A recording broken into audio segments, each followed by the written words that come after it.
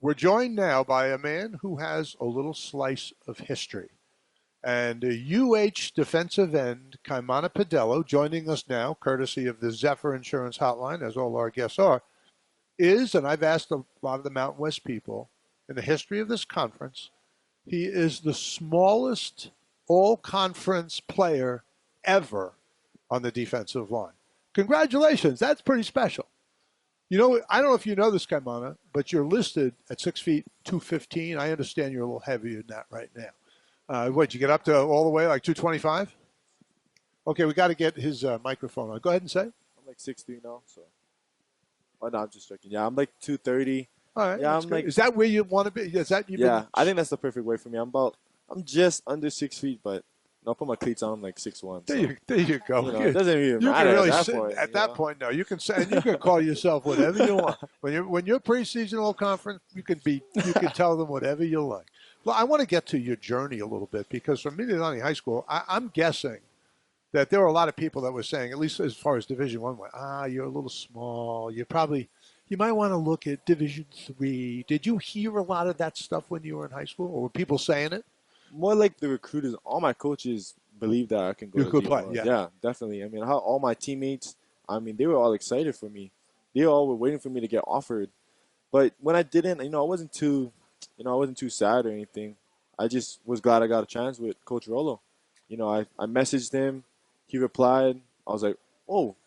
So he gave me a preferred walk on, but just to have a chance to play D1 was it for me. I was all in. When was the day that you said, as you're in practices and first year and competing, was there a day where you sort of said, I can do this. I'm going to be able to play. I'm going to be able to do something at this level. From my freshman year, because I came in as a linebacker, but Right. I never played linebacker in my life before. So when I went back down to D line, and I was going against the starting O line like Dejon Allen, Oh, man. Chris Naroli, he really told me that if you really want to start, you can. I mean, he was just telling me tips and tricks, what to look for in O line, and he really kind of gave me that confidence that even though you may be small and everybody says you can't, he's seen something in me, and that kind of gave me a boost of confidence. I mean, I always, I never looked at size for anything, and my speed, my quickness has always helped me. So I mean, I had a feeling I could do it. I didn't think it would be this year. It's awesome that it happened so fast, but to have this opportunity, now that I look at it, all the hard work, it really comes full circle. Had you ever seen like an opponent during a game where you beat somebody and sacked? Did you ever see the guys looking at you like, holy smokes, I had no idea? I think you first come on the field without a lot of tape watching. They might have thought, oh, got a day off. Yeah.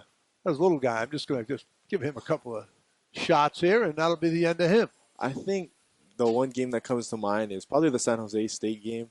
I mean, I was going against their offensive tackle, and I'm also on the field goal block team, Right. and my whole job is just to whoever's in front of me, just put him on his back.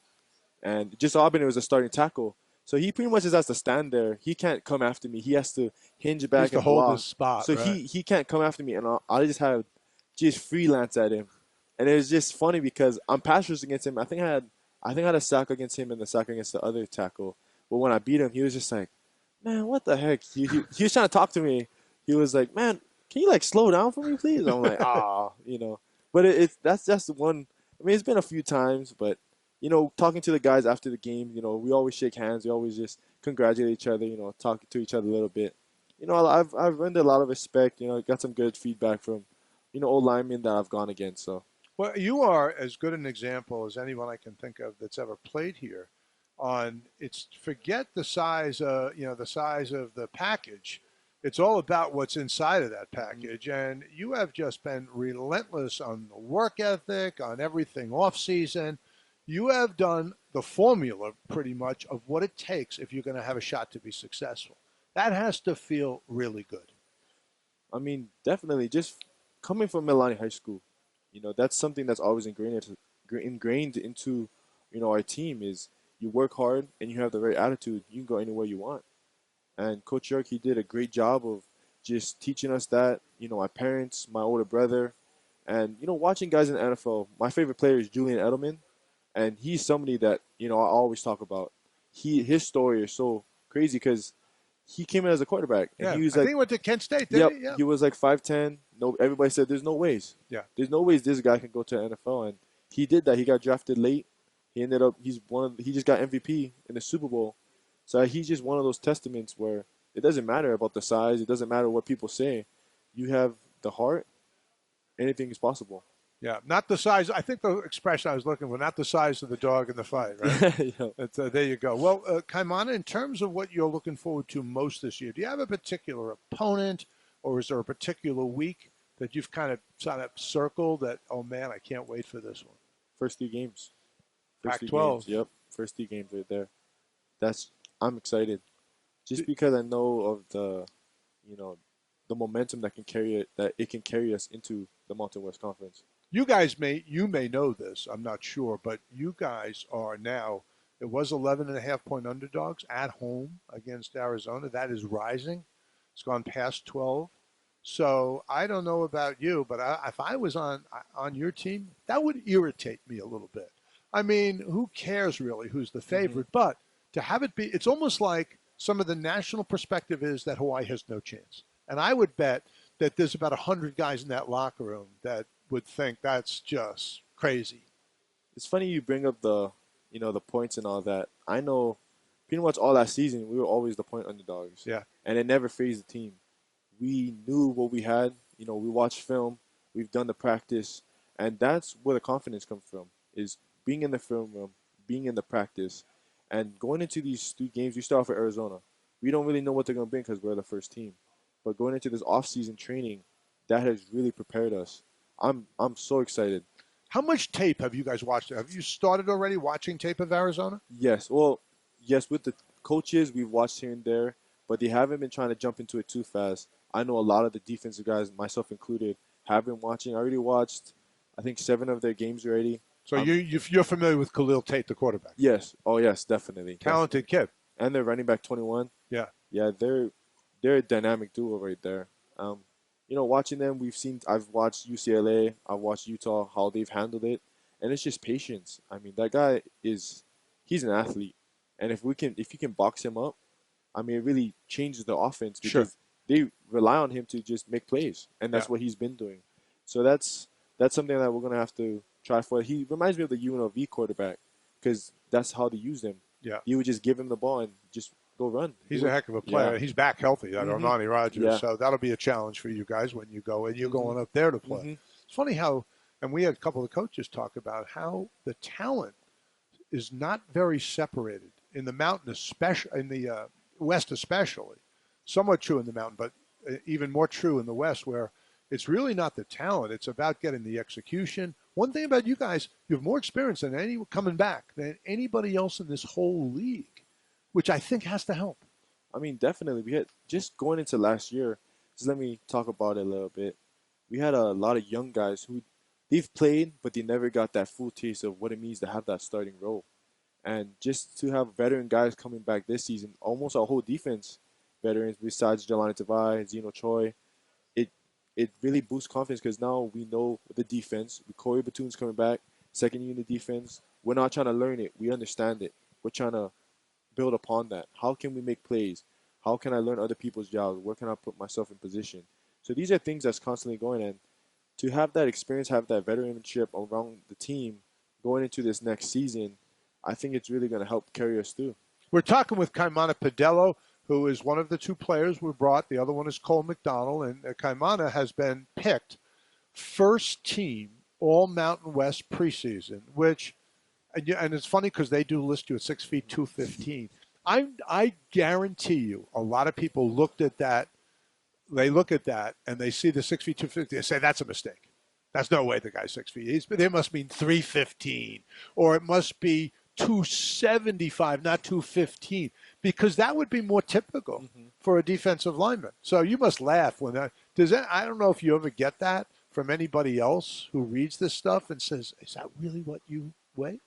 Well, I'm actually 230 now, Right. but it's funny because a lot of people, like my family, especially, like 6 feet, 215. Oh, man, you're not 6 feet, huh? And I'm like, ah. That's so And I gotta funny. go through the whole entire Right. thing again. But there's a lot of people I run into, and they have no clue that's even me. You Right. know, but it's funny because when people look at me without my pads on, I look nothing. Right. You look like another guy, Yeah. well put together, but another guy on the street. Yeah, exactly. And I always laugh at that kind of stuff. It's funny because being at Milan, I had the same exact thing. I went against guys like Jordan Agassi, Oh yeah. Michael Elitise, and Fred They're huge. Perry. Mind you, these guys they're massive. Yeah. And it's funny because I talk story with them, and I battle against them, and they're like, man, even though you're undersized, you got some power to you, man. Right. And we always talk about that in high school, going into college. I just talked to Jordan Agassi, and he's like, oh wow, man, you've grown a lot. You've grown a lot because he remembers me when I was 175. I was still Right. 5'11", but I was 175, and he looks at me now. And he's like, "Dang, like Right. how much I've really grown." As Now, you got, I have a question for you. My son plays your position, mhm. a Pac-5, and he's kind of modeled because when he saw your dimensions, sort of now he watches UH games and he's modeling himself a little bit because he's smaller. He's Yeah, 5'10", 200, hmm and he's playing, on the D line, playing defensive end. So he's looking for someone he can track. And it's like, well, he can do. I mean, I think a lot of kids probably hmm get this. He can do it, I can do it, sort of thing. Which is, I think, one of the things you got to be proud about. I mean, definitely. I coached the Millville Big Boys my senior year, and one of the guys who's rising up right now is Shane Caddy. Uh huh. So I coached him when he was in 8th grade, and he got offered by UH. He's got offered by a lot of guys just coming into Oregon State, I believe. And he's somebody who he told me that I really looked up to, and when I was coaching him, I'll try to give him pointers, what to do in high school. And it's funny because he's already tall. He's like 6'1" already, so Wow. he already Yeah. has those physical attributes. And your son, he just said he's 200 pounds. I was only the heaviest I was in high school was 190, 185, and that Right. was my senior year. So it doesn't matter about the size as long as you honestly have a good get off and you just trust your technique, you trust your coaching. I mean, you can make it anywhere. Well, I mean, you're a testament to it, hmm and I don't know how many high school kids at Hawaii who watch UH are. I mean, because a lot of guys, if you're looking at Cole Laval, okay, all right, if you're, it's one thing if you're 6'6" and 340 or hmm whatever he is right now. I mean, you can't drum that up, and you think, well, what's in it for me? But then they see a guy your height who might be a little under 6 feet, and obviously undersized for your position, and you're not just thriving, you're excelling. And I would say a lot of Hawaii kids are taking that to heart as a role. What's funny about being smaller than all the O line, I always remember the term the short lower man wins. Right. And I Yeah, just so pad happen, level on everybody. I just so happen to be the lower man every time. So I always took that to heart. I'm like, well, I'm the lower man, Right. so I should be winning, right? Even though he is big and stronger. So I mean, just from high school going into college, I've always kind of thought of it like that way, where size doesn't matter, but depends on how low you are. You can get under people, you can bullish people. So I know for a lot of Hawaii guys, their attitude is you don't belong in the same field as me. So I mean that's half the battle right there. Is having confidence in yourself, not being afraid of other people. You see guys at 6'7", 300 pounds, and you think about, dang, this guy can destroy me. But if you go into it thinking like that, You'll get destroyed. yeah, you're gonna get destroyed, and it's happened a lot of times. But you go into the field, you think about your job, and he's just another person. If you think of him as bigger, then he's gonna be bigger than what he is. I just think of people as a person in my way, and you just gotta get past them.